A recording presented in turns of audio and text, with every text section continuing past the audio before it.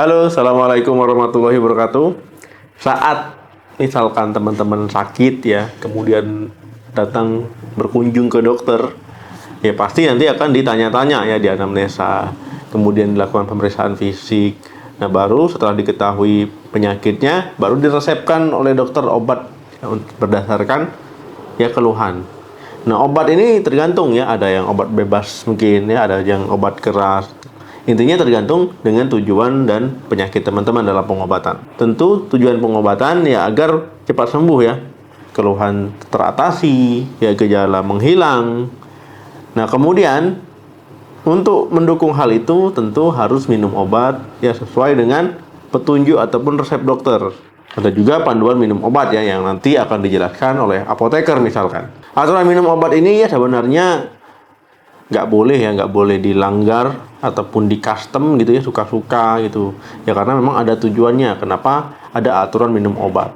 Nah, kira-kira apa saja sih ya aturan dalam minum obat resep dari dokter? Yang pertama, tidak mengganti dosis obat. Aturan minum obat ini ya tujuannya supaya pengobatan efektif ya dalam mengatasi penyakit. Nah, kalau seandainya dosis obat itu diganti, misalkan dikurangi dosis obat, tentu pengobatannya nggak efektif ya, ataupun nggak sesuai dengan tujuan awal, bukan malah mengurangi penyakit ya, malah bisa nanti penyakitnya malah bertambah parah. Ataupun misalkan teman-teman berpikir, ini kalau seandainya dosis obatnya saya tambah ya, ini kayaknya lebih cepat sembuh ya, lebih paten nih obat. Banyak orang yang baru minum obat sekali ya nggak begitu ngefek, kemudian dia langsung minum obat lagi ataupun obatnya di double-double. Nah, ini sebenarnya nggak boleh ya. Bukan nanti malah menyembuhkan penyakit, malah timbul keluhan baru ya akibat dosis obat yang ditambah. Bahkan bisa nanti terjadi efek samping obat, bahkan overdosis. Jadi tetap ya ingat ketika minum obat jangan dirubah dosisnya. Kedua, obat memiliki izin edar. Walaupun obat diresepkan oleh dokter, ya tetap kita sebagai pasien ataupun konsumen yang baik itu dilihat ya izin edar obatnya ada atau tidak ya, jangan sampai nanti ternyata izin obatnya tidak ada ya, izin edarnya, karena tidak menutup kemungkinan ya ternyata nanti ada yang ngaku-ngaku dokter ya, ataupun dokter gadungan ternyata. Ataupun sekarang sudah gampang ya, itu teman-teman bisa cek di BPOM ya, di situs BPOM, kemudian nanti dimasukkan ya nomor izin edarnya ataupun nama obatnya ya, itu nanti biasanya keluar. Nah, itu jadi untuk memudahkan ya. Tetap penting untuk melihat izin edar obat. Yang ketiga, hanya satu pasien. Maksudnya gimana nih? Ya maksudnya ya obat itu ditunjukkan untuk ya satu pasien karena satu resep. Keluhan bisa sama, bisa saja penyebabnya berbeda. Keluhan bisa sama, bisa saja keparahannya berbeda. Ya, jadi tujuan pengobatannya berbeda. Jangan misalkan ya kita sedang minum obat sakit kepala. Ya, kemudian kita kasih ke teman kita, wah saya sakit kepala minum ini kemarin sembuh. Ya bisa saja sakit kepala teman-teman penyebabnya bisa berbeda. Nah, kemudian misalkan obat darah tinggi, ya darah tinggi, teman-teman kasih ke ini saudaranya, saya darah tinggi minum ini cocok nih, mantap ini.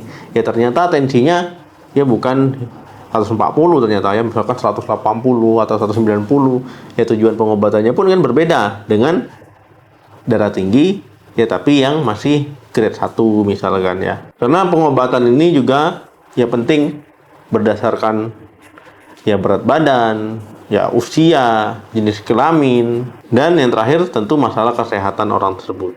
Jadi penting jangan men-share obat ke orang lain ya, karena bisa saja berbeda. Yang keempat, minum obat teratur. Banyak orang yang misalkan disuruh menghabiskan obatnya, misalkan antibiotik ya, keluhan sudah mulai enakan, badannya sudah mulai enakan, baru minum obat 2 hari, ya di stop dengan alasan udah capek, udah malas, badan udah fit. Ya ini sebenarnya nggak boleh ya, karena kalau antibiotik ya itu sebaiknya dihabiskan. Ya belum tentu ya 2 hari ini teman-teman memang sudah pulih betul, ternyata belum ya. Jadi penting ya mengikuti petunjuk pengobatan, misalkan disuruh minum obat berapa hari atau dihabiskan ya berapa kali sehari, itu juga penting. Kemudian ketika memiliki penyakit kronis, anggap saja diabetes ya ataupun hipertensi, yang mengharuskan minum obat dalam jangka panjang itu jangan di stop sendiri. Misalkan minum obatnya ketika ada keluhan sakit kepala ataupun kebas-kebas dan sebagainya. Ya, ini sebaiknya jangan ya. Minum obat sesuai petunjuk dari dokter, teratur ya saat berkonsultasi tadi. Karena ketika teman-teman tidak mengikuti ya aturan ini, ya itu bisa menghilangkan ataupun menurunkan efektivitas obat, yang kemudian malah bikin nanti penyakit tambah parah, ya keluhannya tambah parah. Yang kelima, buang sisa obat. Nah, misalkan ketika sudah sembuh, ya ada sisa obat, ya sebaiknya buang saja. Ya takutnya nanti kalau disimpan-simpan, misalkan ingin mengatasi keluhan yang sama, anggap saja obat pil ya. Yang obatnya tadi 1 keping, tiba-tiba tinggal 2 biji ya, ataupun 2 butir. Nah, ini kan kadang nggak kelihatan lagi kapan kadaluarsanya, ya tanggal expire-nya kapan, nanti diminum ternyata sudah expire. Nah, begitu juga dengan obat sirup ya, walaupun belum expire, ya sebaiknya penyimpanan itu ya hanya sampai sekitar kurang lebih 1 bulan saja. Kalau sudah lewat, ya sebaiknya dibuang. Karena tidak menutup kemungkinan nanti di obat tersebut ada bakteri, ya ada jamur, ada kuman lah, intinya seperti itu. Oke teman-teman, ya silakan share pengalamannya tentang minum obat, ya bagaimana sih ya dalam teman-teman minum obat. Terima kasih yang sudah menonton video sampai habis. Jangan lupa like, share, dan komen. Sampai ketemu lagi di video saya selanjutnya. Salam sehat, sampai jumpa.